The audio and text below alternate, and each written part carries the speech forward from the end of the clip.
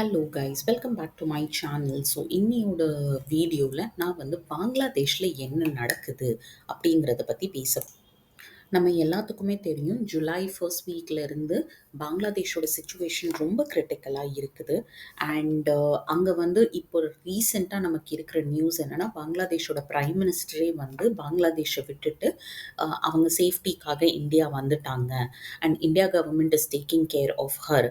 அதுவே அவங்களோட ப்ராப்பர்ட்டி, அவங்களோட திங்ஸ் எல்லாமே பங்களாதேஷில் லூட் பண்ணிட்டாங்க. ஸோ எதுவுமே கிடையாது.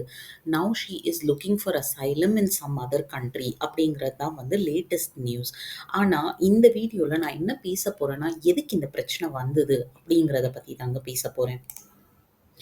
இன்றைக்கி நடந்துக்கிட்டு இருக்க பிரச்சனை புதுசாக வந்தது இல்லைங்க. இது 1971 இந்த ப்ராப்ளம் போய்கிட்டு இருக்கு. 1971 தான் அவங்களோட ஃப்ரீடம் வார் முடிஞ்சிருக்குது. ஸோ இவங்க என்ன பண்ணியிருக்காங்கன்னா, இம்மீடியட்டாக எல்லா கவர்மெண்ட் ஜாப்ஸையுமே முடிஞ்ச அளவுக்கு கோட்டா சிஸ்டமில் மூவ் பண்ணிட்டாங்க.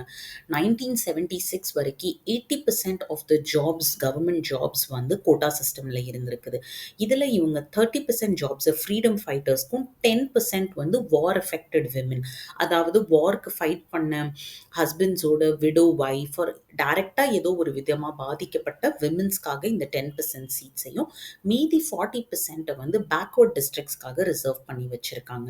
1976 வரைக்கும் 80% சீட்ஸ் ரிசர்வேஷன்லையும் 20% சீட்ஸ் மட்டும்தான் ஓப்பன்லையும் இருந்திருக்குது. 1976 இவங்க ரிசர்வேஷன் கோட்டாவை கொஞ்சம் குறைச்சிட்டு 60% பண்ணியிருக்காங்க. இந்த 20% ரிடக்ஷன் இவங்க பேக்வர்ட் டிஸ்ட்ரிக்ட்ஸ்க்கு கொடுக்கறதுல பண்ணியிருக்காங்க. இதையே கொஞ்சமாக மாற்றி இவங்க 1982 திரும்ப அதை ஒரு 5% ரெடியூஸ் பண்ணி 60%லேருந்து 55%க்கு கொண்டு வந்திருக்காங்க. இதில் ஒரு மேஜரான சேஞ்சு என்ன அப்படின்னா, 10% கோட்டா இப்போ ஆல் விமெனுக்கு ஓப்பன் பண்ணிட்டாங்க. அதே மாதிரி இந்த பேக்வேர்டை 20%லேருந்து 10% ரெடியூஸ் பண்ணியிருக்காங்க. புதுசாக ஒரு கோட்டா ரிசர்வேஷனுக்கு இண்டிஜினியஸ் கம்யூனிட்டிஸ்க்காக ஆட் பண்ணியிருக்காங்க 5% கோட்டா.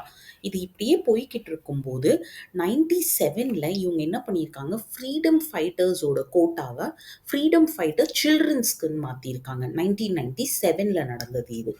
2012 என்ன பண்ணியிருக்காங்கன்னா, 2010 என்ன பண்ணியிருக்காங்கன்னா, அப்படியே அந்த கோட்டாவை அவங்க கிராண்ட் சில்ட்ரனுக்கும் எக்ஸ்டெண்ட் பண்ணியிருக்காங்க. இந்த ரிசர்வேஷன் ப்ராப்ளம் போய்கிட்டே தான் இருந்திருக்குது. நிறைய பேர் கோர்ட்ஸ் கிட்ட அப்ரோச் பண்ணியிருக்காங்க. கோர்ட்ஸ் அதை அபாலிஷ் பண்ண சொல்லியிருக்காங்க. அதை திரும்ப ரீஇன்ஸ்டிகேட் பண்ணியிருக்காங்க. நிறைய ப்ராப்ளம்ஸ் கண்டினியூஸாக போய்கிட்டே தான் இருக்குது. பட் த மேஜர் ப்ராப்ளம் இங்கே 2010 அந்த கோட்டாவை கிராண்ட் சில்ட்ரனுக்கு எக்ஸ்டெண்ட் பண்ணுனது தான் நிறைய பேத்துக்கு பிடிக்கல. ஏன்னா இன்றைக்குமே பங்களாதேஷில் 18 மில்லியன் யூத் ஒயிட் காலர் ஜாப்ஸுக்காக ஃபைட் பண்ணிக்கிட்டு இருக்காங்க. அந்த டைமில் நீங்கள் மெரிட்டை கன்சிடர் பண்ணாமல் நீங்கள் கோட்டா சிஸ்டமில் ஜாப் கொடுத்தீங்கன்னா திஸ் இஸ் நாட் அக்செப்டபிள் அப்படிங்கிறது தான் அவங்களோட யூனிவர்சிட்டி யூத்துக்கு problem. That is where they all have come together to fight against the government. And நான் சொன்ன மாதிரி இந்த ப்ராப்ளம் இன்னைக்கு நேற்று நடந்துட்டு இருந்தது இல்லை. This has been a small slow process. 1972 people have started to dislike, okay சரி ஃப்ரீடம் ஃபைட்டர்ஸ்ன்னு சொன்னாங்க. அதுக்கப்புறம் 97 அந்த கோட்டாவை அவங்க சில்ட்ரனுக்கு போச்சுது. இப்போ திரும்ப அவங்க கிராண்ட் சில்ட்ரனா எத்தனை ஜென்ரேஷனாக நீங்கள் அதை பண்ண போகிறீங்க அப்படிங்கிறது தான் இப்போ ப்ராப்ளம். இதை தவிர்த்து மக்கள் என்ன சொல்கிறாங்கன்னா, இந்த பெனிஃபிட்ஸ், இந்த கோட்டா சிஸ்டமோட பெனிஃபிட்ஸ் உண்மையாக ஃப்ரீடம் ஃபைட்டர்ஸ்க்கு போக மாட்டேங்குது. இது அங்கே உள்ள பிரைம் மினிஸ்டருக்கு தெரிஞ்சவங்க, அவங்க பார்ட்டியில் இருக்கிறவங்க, அவங்களுக்கு தான் அந்த பெனிஃபிட்ஸ் போகுது அப்படிங்கிறது அங்கே உள்ள யுத்தோட கிளைம். இது இந்த ஃபைட்டு, இந்த ராயட்ஸ் இல்லாமல் இந்த ப்ரொட்டஸ்ட்ஸ் ரொம்ப பீஸ்ஃபுல்லாக தான் போய்கிட்டு இருந்திருக்குது ஜூலை 1 வரைக்கும். ஆனால் அதுக்கப்புறம் இவங்க பண்ணிக்கிட்டு இருந்த ப்ரொட்டஸ்ட்டில் கவர்மெண்ட்லேருந்து சில பேர் அட்டாக் பண்ணியிருக்காங்க. அப்போவுமே ஒரு 6 ஸ்டூடெண்ட்ஸ் இறந்துருக்காங்க. அதுக்கப்புறம் தான் people started to get aggressive.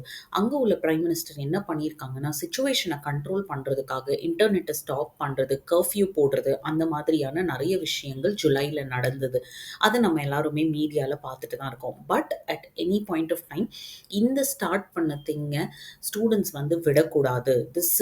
This will only help our country to improve. This will only help us to get a job அப்படிங்கிற மாதிரி நினைச்சிட்டு தான் they got on, and the government also got in very very aggressively, and almost 300 plus people, 300 plus students have been killed in this. Okay, so this has a very sad condition. Today உங்க எல்லாத்துக்குமே தெரியும், prime minister வந்து அவங்க கண்ட்ரில இருந்து கிளம்பி இந்தியாவுக்கு வந்து வந்துட்டாங்க. This is just a mid term arrangement அப்படிங்கிற மாதிரி நம்ம கவர்மெண்ட் சொல்லியிருக்குது. அவங்க எங்கேயாச்சும் அசைலம் தேடிட்டு அவங்க வேற ஏதோ ஒரு நாட்டுக்கு போகிற மாதிரி தான் இருக்கும். She cannot go back to Bangladesh. So this is what is happening in Bangladesh today. Mid government வந்து ஃபார்ம் பண்ணுற மாதிரி வந்து பேச்சு போய்கிட்டு இருக்குது. வாட்ஸ் நெக்ஸ்ட் ஃபார் தட் கவர்மெண்ட்டுங்கிறது தெரியலை இப்போ. இன்ஃபேக்ட் பிரைம் மினிஸ்டர் வந்து லாங்கஸ்ட் சர்விங் பிரைம் மினிஸ்டர். இது வந்து அவங்களோட 5th டேர்ம்.